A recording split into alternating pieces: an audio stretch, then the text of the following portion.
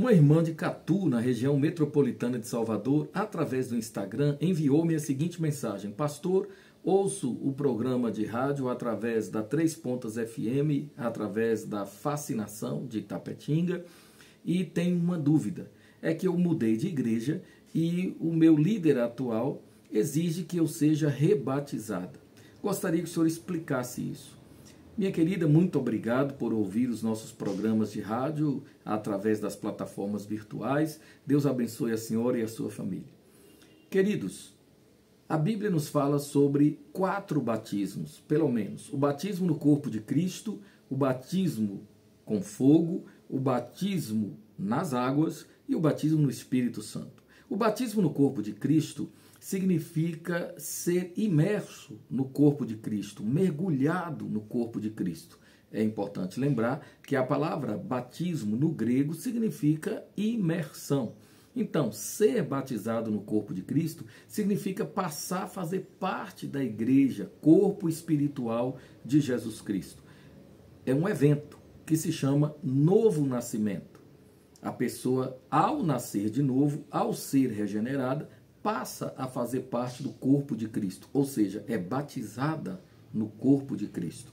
O segundo batismo, com fogo, que é simbólico, obviamente, ser batizado no fogo significa passar pelo processo da santificação.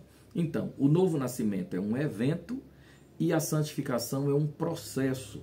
Sem santificação, ninguém verá a Deus. Quando você nasce de novo, você precisa continuar no caminho, permanecer no caminho, levando a sua cruz de cada dia, como Jesus falou. E esse permanecer no caminho implica em santificação.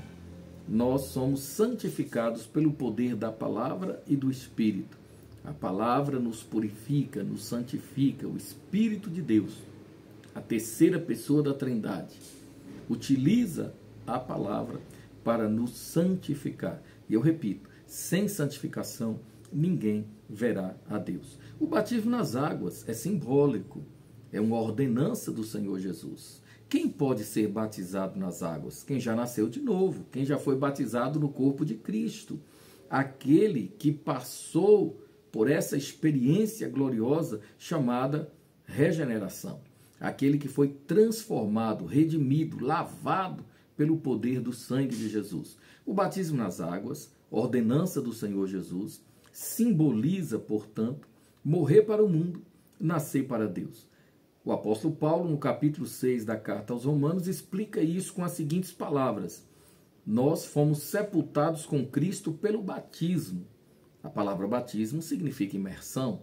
Portanto, ao ser batizado nas águas, nós somos sepultados, é simbólico. E depois somos levantados, ressuscitados. Morremos com Cristo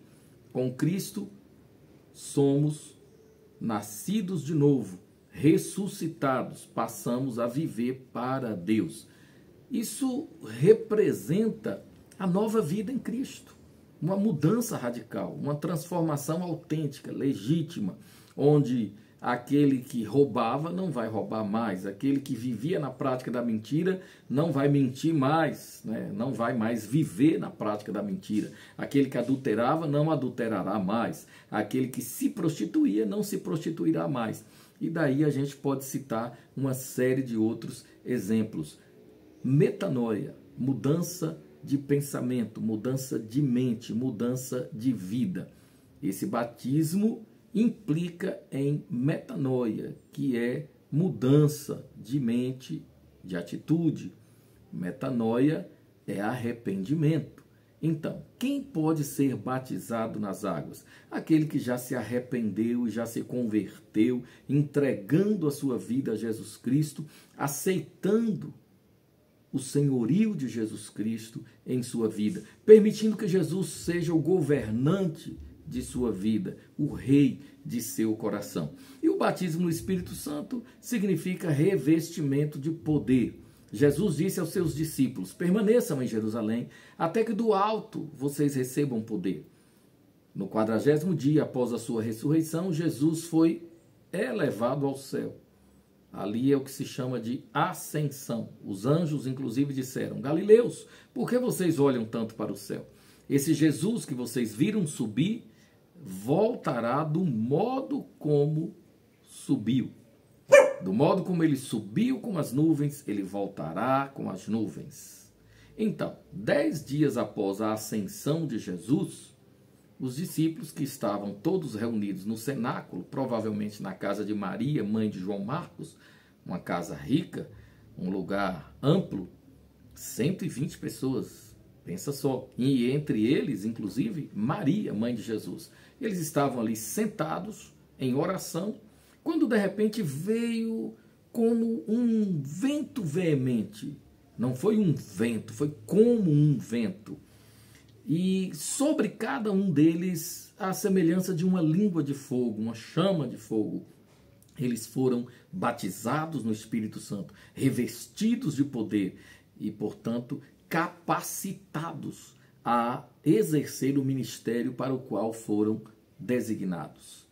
E daí Pedro levanta-se com muita autoridade no Espírito Santo e prega, e mais ou menos 3.000 pessoas se convertem a Cristo e são batizadas nas águas. Primeiro elas se converteram, depois foram batizadas nas águas. Quando Pedro esteve anos mais tarde na casa de Cornélio, antes mesmo que Cornélio confessasse publicamente a Jesus, tomasse a sua decisão pública por Jesus, só de ouvir a mensagem do apóstolo Pedro, que é a mensagem de Cristo, o evangelho da salvação, Cornélio e os seus foram batizados no Espírito Santo.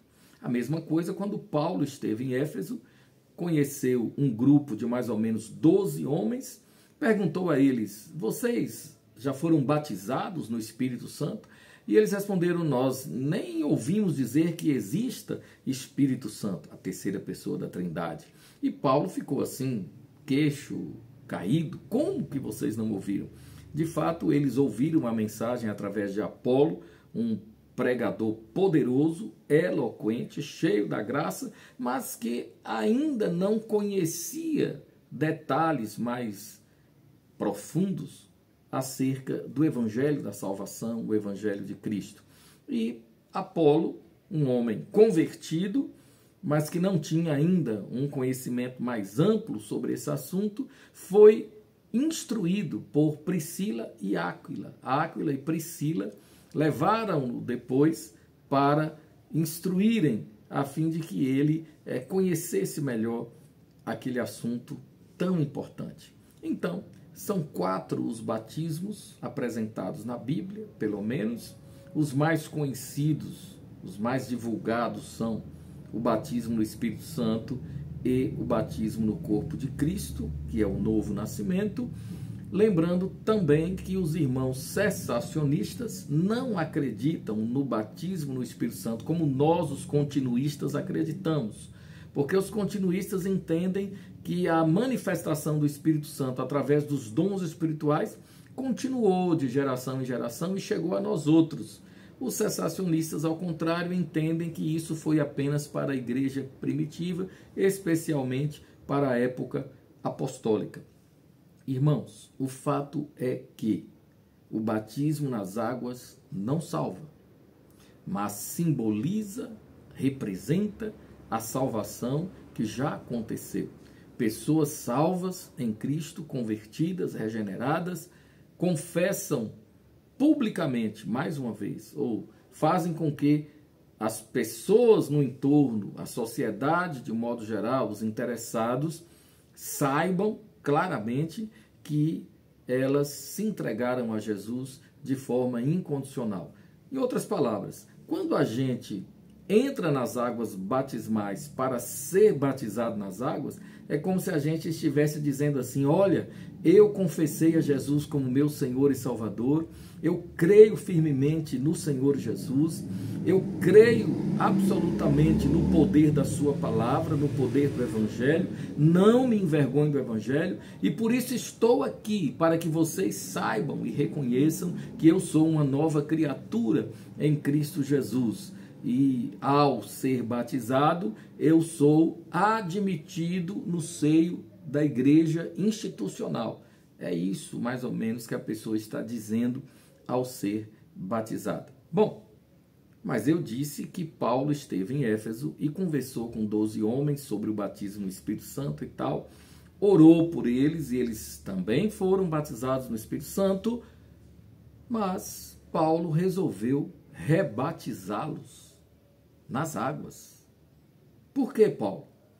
Talvez para demonstrar claramente que existe uma linha divisória. Até João Batista, o Antigo Testamento, os profetas. A partir de João Batista, o Novo Testamento, a dispensação da graça, o Evangelho da salvação. Paulo quis mostrar àquele grupo que era necessário confessar a Jesus do modo como Jesus ensinou. Era necessário batizar-se conforme o ensino de Jesus Cristo. Não que o batismo de João não fosse válido, mas é que o batismo de João destinava-se principalmente aos judeus. E o batismo, conforme Jesus ordenou, faz uma clara distinção acerca do ingresso da pessoa na igreja de Cristo, na nova aliança.